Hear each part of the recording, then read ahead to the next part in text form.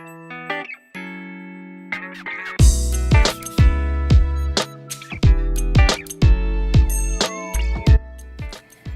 guys, so today I wanted to talk to you about something that's been coming up a lot for me and in my conversations with other women recently, especially other mums. And it's about this big block we have around taking time for ourselves and just doing stuff that makes us feel good. And I know it's a big thing for me at the minute because of everything that's gone on, and if you're following along the blog, you'll know all about that, and I don't really want to go into any of that today, but you know the place I'm coming from, and it's not a fun place to be, and I know I need to do stuff to get myself out of that hole and to make myself feel good, and even now I struggle to put myself first, which is crazy, and I don't think I'm alone in this. I think us mums are a self-sacrificing lot, but also to the point of the extreme. And I mean, I know it's not all of us. I have some friends who are awesome at this and who regularly ship the kids off to babysitters or to grandparents and take the time they need. But the majority of us, when you look at the family, the mum is not taking anywhere near as much time as she should for herself that everyone else gets. So the kids always get put first and their needs are always met, even some they didn't know they had. Usually the guy's pretty good at it too. For some reason, guys tend to just not think about it. They just do it.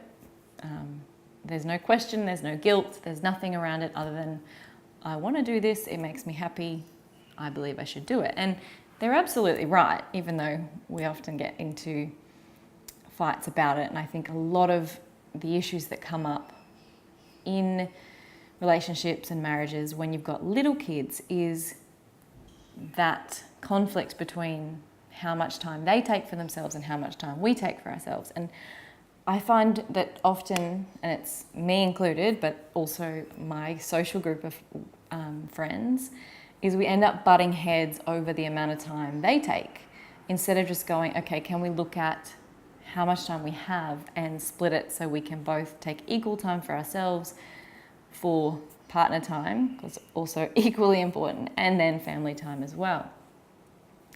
And I think I am in this trap now, I'm completely in it. I feel resentful that he can take it, but I'm not doing what I need for myself. You may have seen recently on the blog, I put up a list of 20 things that I've decided to do before I turned 32 in August. And the reason I wrote that is because without a list, I kind of forget, what do I just do for me? I guess because it's so few and far between that I do get that opportunity that's not work. And I did kind of turn yoga into work in a sense, even though I love it, it still is my job now. And I kind of forget. So sometimes I just resort to, watching Netflix or doing something like that instead of, there are actually things that I would just like to do for me. So I think number one, write yourself a list, and it can be over a year, it could be over a couple of months.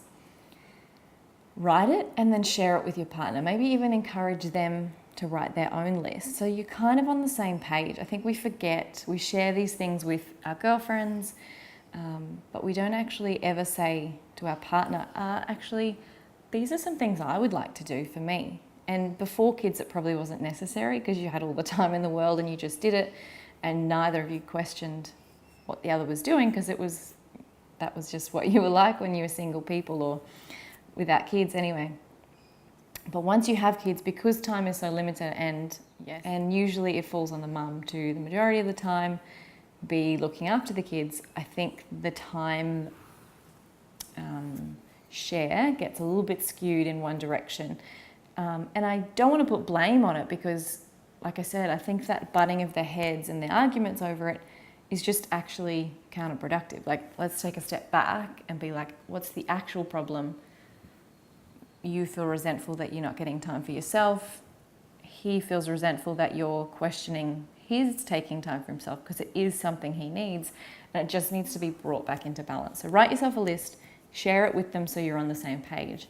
And then look at your week. So sitting down on a Sunday night, whenever works for you, and going, okay, so maybe you've both decided fitness is a priority. Here are 2 times you can go, here are 2 times you can go. And maybe that this person wants to try to learn something outside of their work extra. So maybe they're going to once a week devote 3 hours to that. And then the other person wants to, I don't know, get better at surfing. So they're going to take 3 hours. It seems and sounds so ridiculously simple, but how many of us actually sit down and do it? I know in the last year, we have said countless times, Sunday night, we need to sit down and we need to negotiate. And it never happens. And then inevitably, because that's just what he does, he takes it and I end up not. And I think it's just how we naturally are, and I don't think anyone's to blame. But I think putting that effort into planning it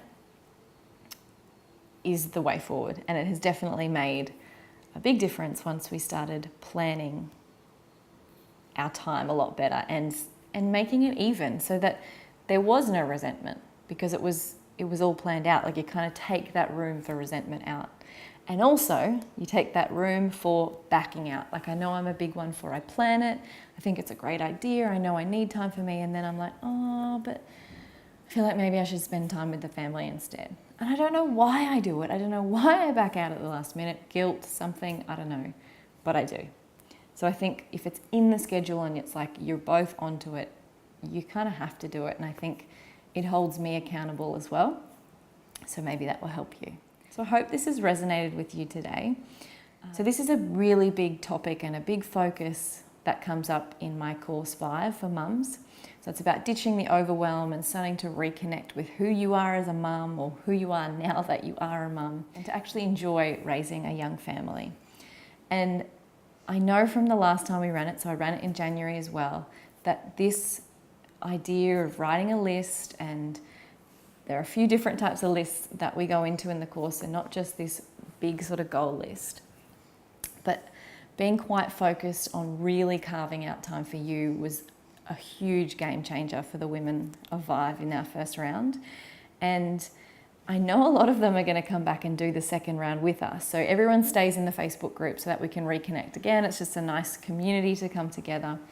And it does slip and slide. Like, we get really good at something and we get into great habits, and then life gets busy and we fall back into some bad habits. So I know that a lot of those women are going to join us again. So it's going to be interesting to see that first round come together with our new round and how it all works. So I would love for you to join me when I open up enrollment again. So early bird opens on April 1st. So get in quick so you get that lower price. And so the whole course is a really great opportunity, especially if you're feeling a little bit lost, which I have to say, after the last year, I'm kind of in that same space. And I need to go back to the lesson. So as much as I am sharing from this place of, I've done this path before, I think it's going to help you and it's going to help me. And I do come from it as a place as I'm still going through it. I don't think anyone gets to this place where we're done. So keep an eye out for when enrollment's open. Make sure you're on my email list so you get that first little email saying sign up. I hope that you can join us when we kick off in May. Have a beautiful day. Namaste.